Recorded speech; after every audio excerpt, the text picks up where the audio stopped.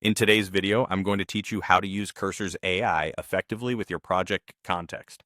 We'll start inside Cursor and get your project ready so the assistant understands your code base. Then we'll add the right context in chat, confirm everything is indexed, and finish by giving clear, useful instructions to the AI. First, open your project, launch Cursor and choose File, then open Folder to select your main project folder. If you're starting fresh, you can create a new folder here as well. When Cursor prompts you to sync and index the codebase, accept it. Indexing is what lets the AI map your files, directories, and relationships so it can answer questions and propose changes with awareness of your structure. For best results, open the project root rather than a deep subfolder so Cursor can traverse modules, imports, and configuration files without missing pieces.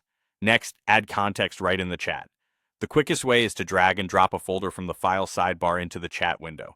This instantly provides the assistant with focused visibility into that folder. You can also reference folders with mentions. In the chat box, type the @ symbol and start typing the folder name like @utils or @src, then select it. Mentions explicitly grant the AI access to the contents of that folder, helping it limit its reasoning to the code you care about. Use clear folder names and add mentions for each area you want the model to consider. When a folder is large, start with a smaller subfolder mention to narrow the scope and speed up responses. Before you proceed, confirm indexing.